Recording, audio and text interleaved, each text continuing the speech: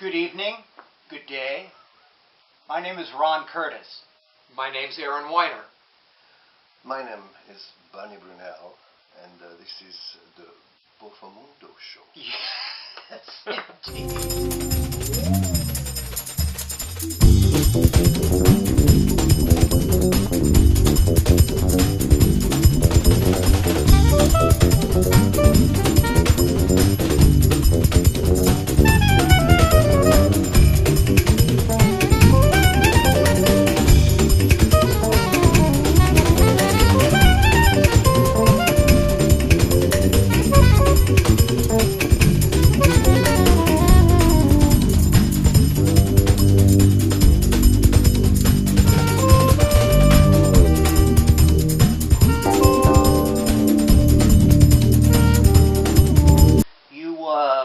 Aaron and I were talking about this earlier.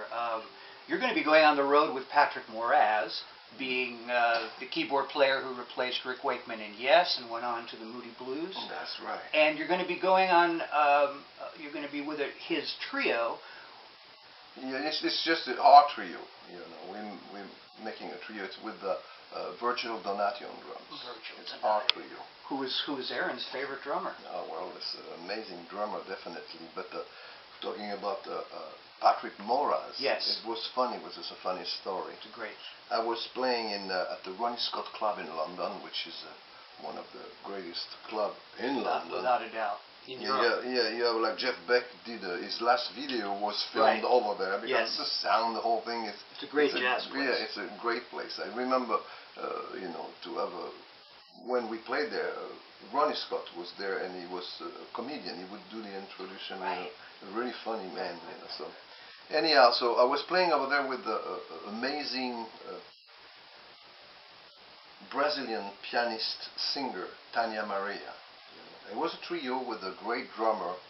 You would like that drummer as well. Andres Chick Corea. He's from Nice, from my hometown. He's one of the greatest French drummer.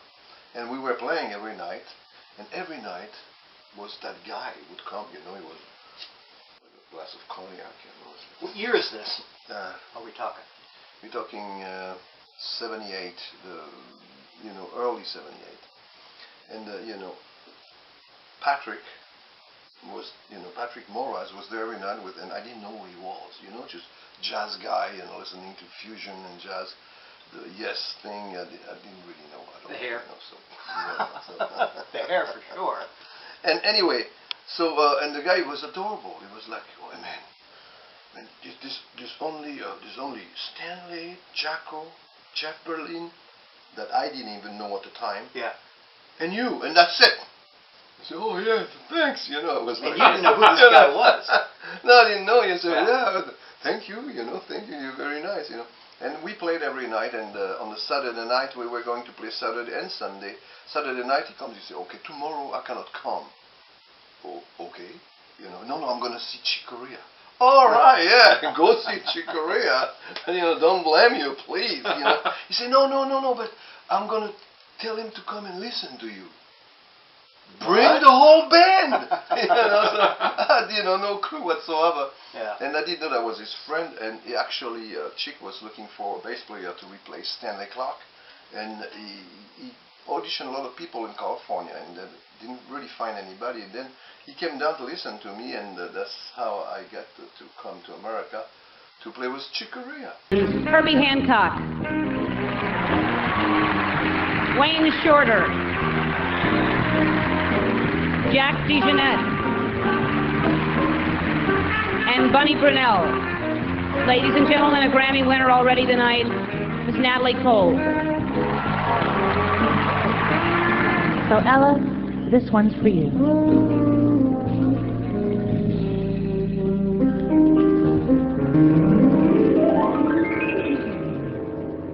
The concert was over in Carnegie Hall. The maestro took bow after bow. He said, my dear friends, I have given my all.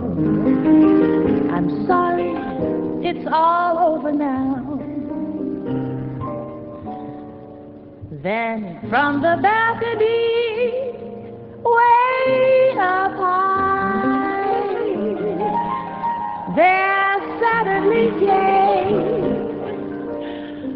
a mournful cry. Mr. Paganini, please play my rhapsody. And if you cannot play it, won't you sing it?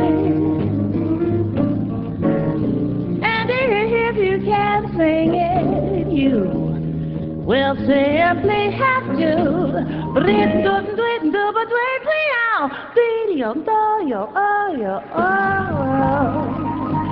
Mr. Paganini. It was a tribute to Ella Fitzgerald for the Grammy that was at Madison Square Garden. Right. So 97. yeah, it was Natalie Cole singing, you know, one of her songs with Herbie Hancock on the piano, Wayne Shorter on saxophone, Jack DeJohnette on drums, and I was playing the acoustic bass.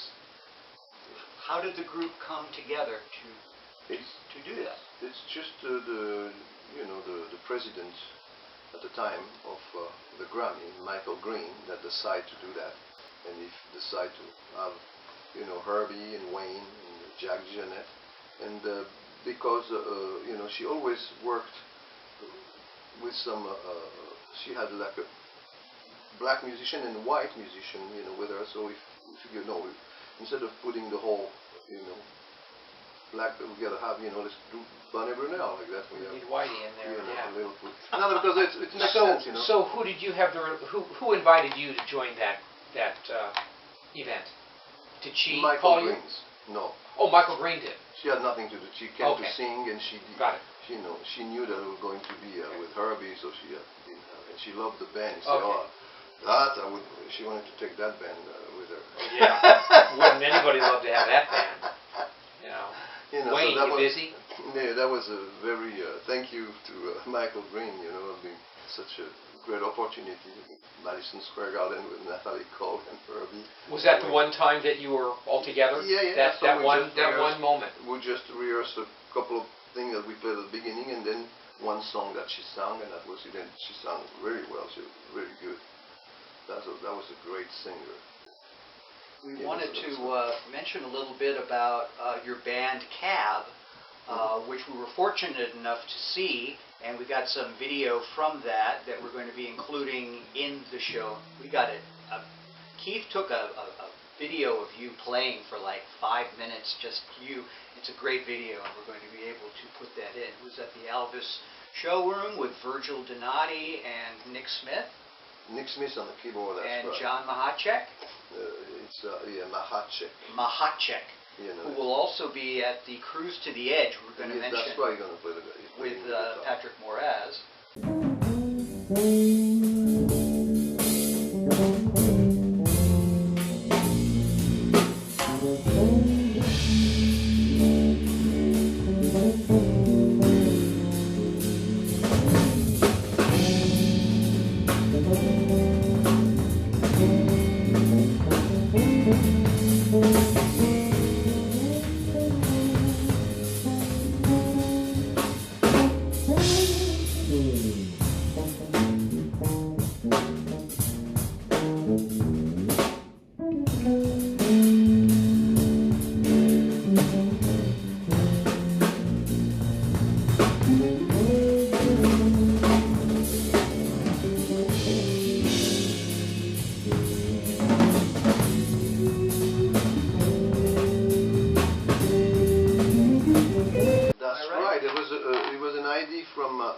Shrapnel record.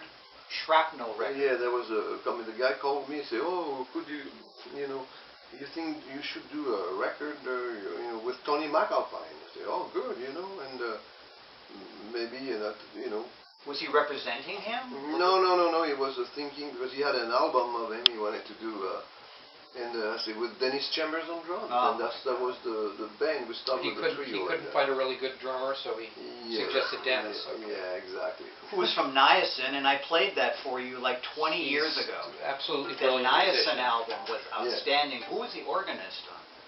Um, What was his name? I forget.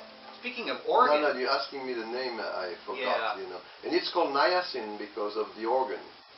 Niacin is a vitamin B3, so Yeah. it is a the B3 Hammond organ. B3. That's Ah. why. I did He's not. the one who came out with the... Finally got an answer to that I question. did I have not- been driving yeah. myself crazy. That was the B3 organ. This wonderful And, CD here. Yes, well, that's the my reason I was- let's finish with the cab. well, We were jumping on the cab. This is come after. we were So jumping we on did, the we cab. did we did 4 albums with Dennis Chambers, and Dennis Chambers ended up going with Santana and all that. So we switch with Virgil Donati.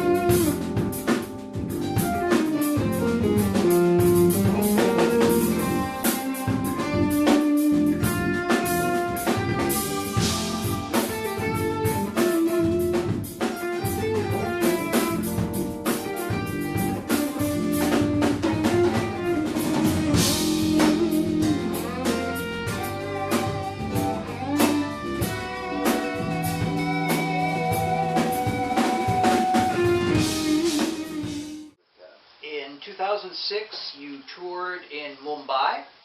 That's right. It was that tour was the Bunny Brunel All Star Band. It was funny because you see the billboard that you have in LA, you know, those rectangle billboard. I had the billboard all over, you know, Mumbai and other places in India, twice as big. It was a big event. Big board, you know. Wow. Bunny Brunel with a picture. I took a picture. I was laughing, you know. So I got a huge billboard. That was a great band. It was with Frank Gambale, Mitch Foreman, and Virgil Donati. We're going to just pull everything out. Everything. There it is.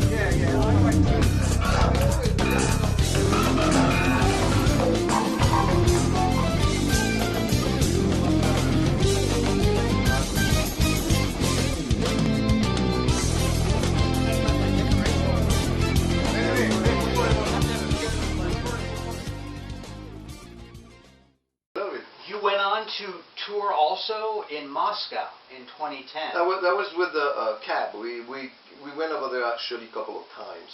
You know, with Virgil Donati, and the keyboard player was Dennis Ham, I believe. Right, I have that on. You know, Yeah. you know, of course, with Tony McAlpine. You know, that was good. They have a good audience. They love it. You know, so they love it. And they're starved, or they were starved for Western Oh yeah, music yeah. and everything. Just starting like after that. the Yeah, wall came down. yeah. They love it Yeah. over there. You know.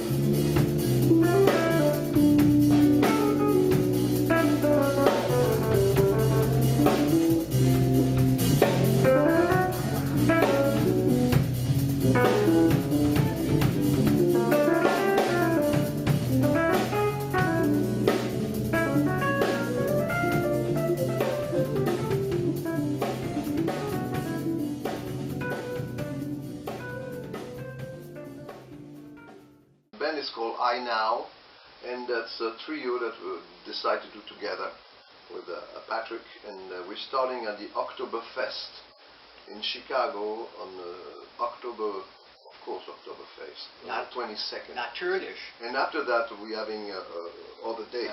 What kind of music? Is it going to be from the solo album? Are there things from that album that are going to be No, done? it's going to be some new stuff that we do. We could probably play some of the stuff that people are used to listen, you know, but it's going to be something that we do together. Because we are both such huge Yes fans. Yeah, he's going to. Well, you're going to be on a boat with a bunch of prog rockers. Yeah, You feel safe? It's going to be like prog rock, you know. Patrick Moraz is one of the most amazing. He can improvise a symphony, just like he's just playing things like that. So it's putting that together with what we can do with the improvisation, and it's going to create something, you know, different.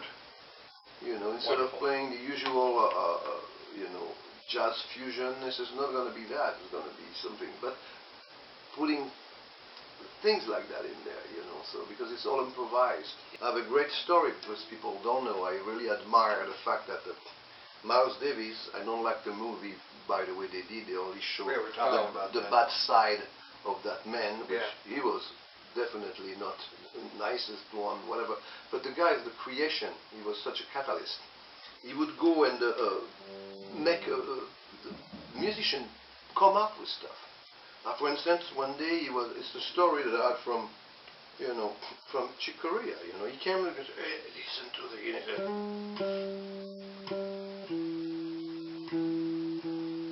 that's what he did. He said, and the Chick said, "Okay." Yeah.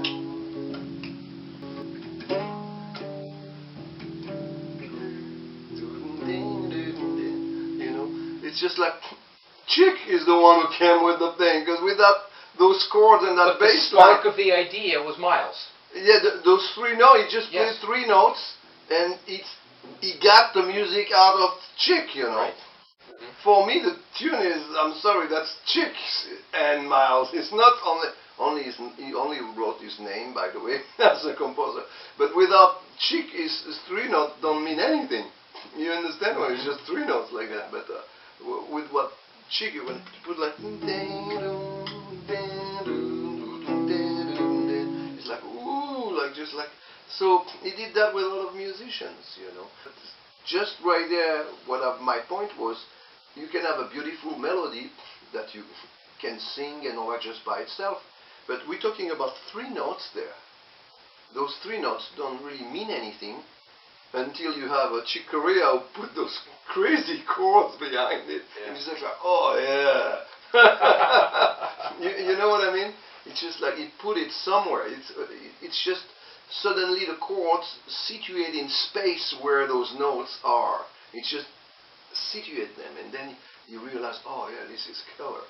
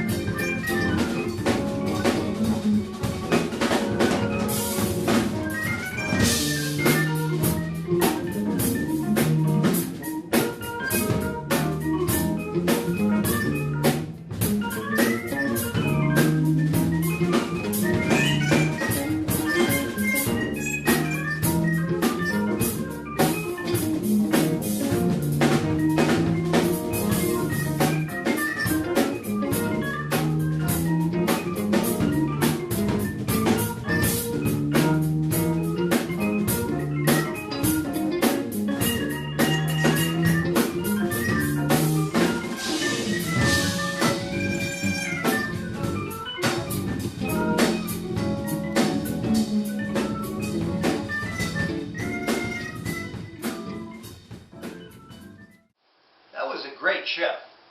That was an excellent interview. And, Congratulations. thank you. So Bunny Brunel, Yes. amazing artist, Yes. and his philosophy on life and his music, it melds together so well. We hope you enjoyed it as much as we did. He truly has become a friend. We really appreciate your tuning in. It's great to be back. The Boffomundo boys are back, and look forward to seeing you on our next show. What is that going to be, by the way? Do we have any idea? What are we looking at here? Are we looking at... What, timing? No, I was wondering as to who would possibly be the next guest Oh, gosh. on the Boffomundo. Well, we've been toying what we've been... Maybe the audience would want to let us know what they think. So if Always any- open to suggestions. We any of take you- requests. Yes, and of We take course, requests. they would have to be either touring musicians or they would Right. have to live in the Los Angeles area. Yes. And so if there's anybody that you know you'd like to see being interviewed by us, and you wouldn't be embarrassed to admit that, please contact us in the appropriate means on this YouTube page, and we thank you, and we love you.